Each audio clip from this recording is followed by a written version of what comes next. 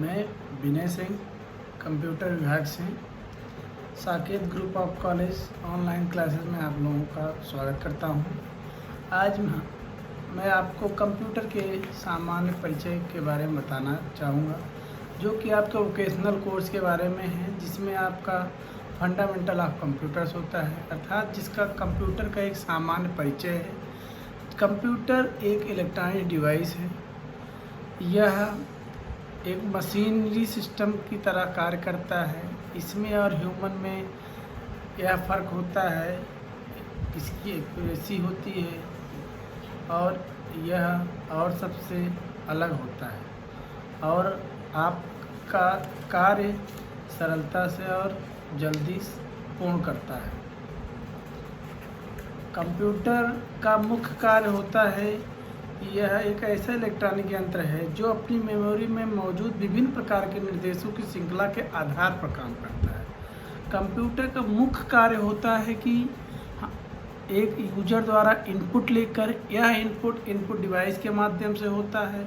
Input device अर्थात keyboard, mouse, scanner ये सब होते हैं, जिससे हम आदेश या इंफॉर्मेशन या निर्देश को देते हैं।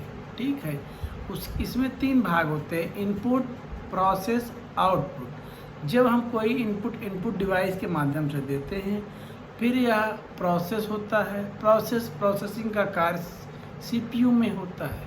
सीपीयू का पूरा नाम सेंट्रल प्रोसेसिंग यूनिट होता है। सीपीयू ब्रेन ऑफ कंप्यूटर भी कहा जाता है। यह कंप्यूटर का दिमाग होता है। इसमें जो हम अपनी आवश्यकता अनुसार जो कार्य कंप्यूटर को देते हैं, वह प्रोसेसर के थ्रू सीपीयू में ही संपन्न होता है। सीपीयू में 3 भाग होते हैं। एक होता है अरिथमेटिक लॉजिकल यूनिट, जिसको एएलयू बोलते हैं। इसमें गणनाएं होते हैं और तार्किक गणनाओं का भी कार्य किया जाता है। दूसरा कंट्रोल यूनिट होता है। यह सभी प्रक्रियाओं को नियंत्रित करता है। एवं तीसरा मेमोरी यूनिट होता है, जो आंकड़ों, सूचनाओं को संग्रहित करता है और हमारे लिए वह एक स्टोर करके रखता है। जब हमें आवश्यकता पड़ती है तब हम उसको खोल के देख सकते हैं। ठीक है, इसके बाद जब हम इनपुट दिए, इनपुट के बाद प्रोसेस हुआ, प्रोसेस के बाद आउटपुट हमें मिलता है। हम जो इनपुट निर्देश दिए रहते हैं, आउटपुट हमें जो रिजल्ट होता है उसको आउटपुट कहते हैं। रिजल्ट, यह आउटपुट हमें आउटपुट डिवाइस के माध्यम से प्राप्त होता है। यह आउटपुट डिवाइस आपका मॉनिटर जो स्क्रीन होती है वो हो सकता है, प्रिंटर होता है जो प्रिंट आउट निकलता है, जो पीडीएफ आपकी फाइल प्रिंट आउट होता है वो प्रिंटर के माध्यम से निकलता है। और प्रोजेक्टर आप लोगों ने देखा होगा। हम आउटपुट जो रिजल्ट सामने देख रहे हैं, स्क्रीन पे हमें जो दिख रहा है, जैसे हमने कोई कैलकुलेशन दिया, वह 2 + 2 = 4 होता है। हमने 2 + 2 दिया, फिर वो अपना कंप्यूटर प्रोसेस करता है, उसके बाद हमें आउटपुट स्क्रीन पे दिखाता है। यह एक पूरा प्रोसेस होता है। और फिर इसके बाद जब हमें आउटपुट देता है, फिर उस सूचना को वह अपने अंदर एक आंतरिक मेमोरी होता है, इसमें सेव कर उसको संग्रहित करता है। कंप्यूटर के विभिन्न गुण होते हैं। ये गुण निम्नलिखित हैं। जैसे कंप्यूटर की गति होती है, यह परिश्रम डिलीजेंस होता है, इसमें शुद्धता होती है, एक्यूरेसी होती है। अगर हम इनपुट गलत दिए हैं तो गलत ही देगा। और उसमें एक सॉफ्टवेयर होता है एक्चुअली कंप्यूटर सिस्टम, और इसके गुण, कंप्यूटर के गुणों में विश्वसनीयता भी होती है और संग्रहण क्षमता भी होती है। हम थक सकते हैं लेकिन कंप्यूटर नहीं थक सकता। यह एक इलेक्ट्रॉनिक मशीन है, इसमें कोई इमोशनल एक्टिविटी नहीं होती है। एक ह्यूमन जो इमोशनल हो जाता है, लेकिन कंप्यूटर का कोई आईक्यू लेवल नहीं होता है, इसमें कोई इमोशंस नहीं होते हैं। इसको जो निर्देश दिया जाता है, जो सॉफ्टवेयर में रहता है, उसी के अनुरूप कार्य करता है। अगर सॉफ्टवेयर में गलत फीड हो गया है या गलत उसका प्रोसेस सॉफ्टवेयर एल्गोरिथम हुआ है तो यह गलत देगा। अन्यथा यह हमेशा सही उत्तर प्रदान करता है। ठीक, कंप्यूटर सिस्टम बेसिकली दो प्रकार से निर्मित होता है। पहला हार्डवेयर होता है, दूसरा सॉफ्टवेयर होता है। हार्डवेयर उन्हें कहते हैं वे भौतिक भाग जिन्हें हम देख और छू सकते हैं, अर्थात जब हम कंप्यूटर सिस्टम पर, एक पर्सनल कंप्यूटर सिस्टम पर सामने देखते हैं तो हम जिन जिन भौतिक भागों को देख सकते हैं और छू सकते हैं वे हार्डवेयर कहलाते हैं। हार्डवेयर मुख्यतः वे ये हैं जैसे keyboard, mouse, printer, scanner, monitor, ये सब आपके हार्डवेयर हो गए। सॉफ्टवेयर, अब आता है सॉफ्टवेयर। सॉफ्टवेयर कंप्यूटर को निर्देश देता है कि किस प्रकार की डेटा प्रोसेस किया जाए, जरूरी सूचना परिणाम के रूप में प्रस्तुत किया जाए। सॉफ्टवेयर में MS ऑफिस आता है, MS DOS आते हैं, ये सब आप सॉफ्टवेयर में आते हैं। कंप्यूटर आकार के आधार पर वर्गीकृत किया गया है। इनको साइज जैसे इनकी आकार के अनुरूप ही इनको विभिन्न भागों में वर्गीकृत किया गया है।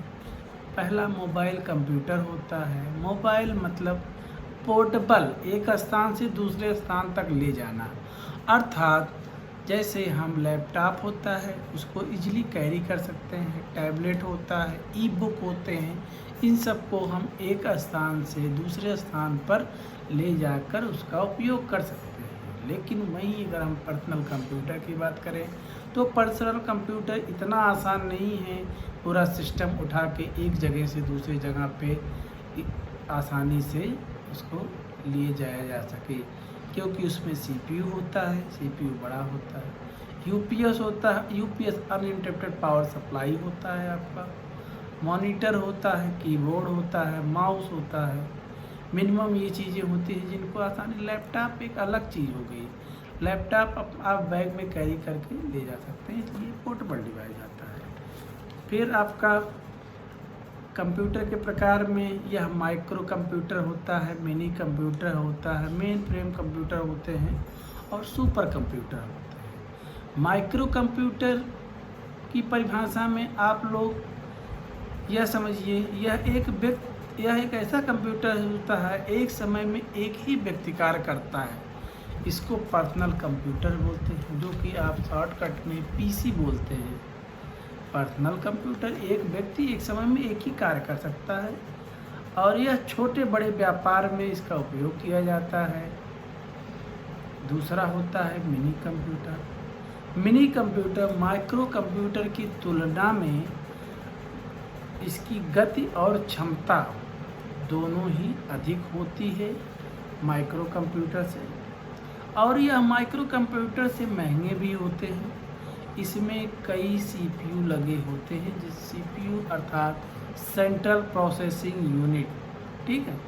एक साथ कई यूजर इसमें कार्य कर सकते हैं क्योंकि कई CPU लगे होते हैं।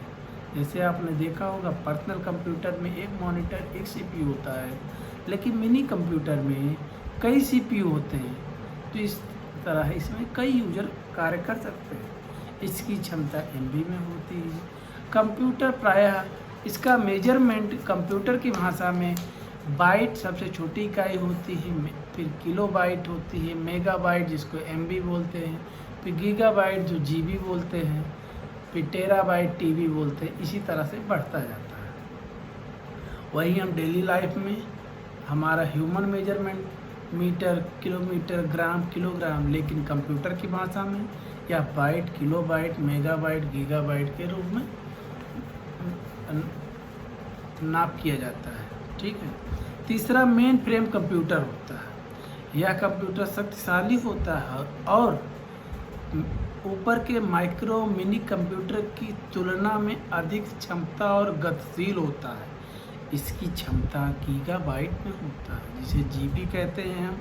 इसका उपयोग बैंकिंग प्रणाली में किया जाता है और टैक्स ब्यूरो जैसे इनकम टैक्स विभाग में किया जाता है, जबकि आपका मिनी कंप्यूटर वित्तीय खातों के रखरखाव में किया जाता है और उत्पादों के हिसाब किताब में भी किया जा सकता है। अब आपका सुपर कंप्यूटर आता है। सुपर कंप्यूटर वर्तमान में सर्वाधिक शक्तिशाली सुपर कंप्यूटर ही है। इसकी कीमत लाखों करोड़ रुपए में होती है। इसमें अनेक CPU कार्य करते हैं। भारत में सर्वप्रथम सुपर कंप्यूटर का नाम परम कंप्यूटर था।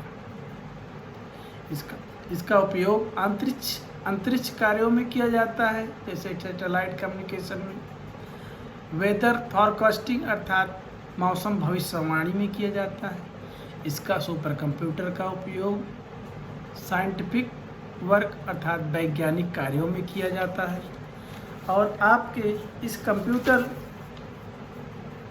डिवाइस में सुपर कंप्यूटर अधिक महंगा होने के कारण इसका उपयोग हम नॉर्मल उपभोक्ता नहीं कर सकते हैं। बड़ी बड़ी कंपनियों, मौसम विभाग के वैज्ञानिकों के पास होता है, वहाँ पर कई सिस्टम एक साथ कार्य करते रहते हैं। फिर आपका आता है मेमोरी। कंप्यूटर में मेमोरी बाइट के रूप में संग्रहित होता है। आप लोगों को मैं बताना चाहूँगा, कंप्यूटर बेसिकली डिजिटल अर्थात बाइनरी नंबर्स को ही समझता है। बाइनरी नंबर 0 और 1 होते हैं। हम जो निर्देश या जो भी सूचनाएं कंप्यूटर में देते हैं वह उसको बाइनरी नंबर में कन्वर्ट करता है। उसके बाद फिर हमें वो अपनी प्रोसेसिंग करता है। वो बाइनरी नंबर में ही समझता है। इसके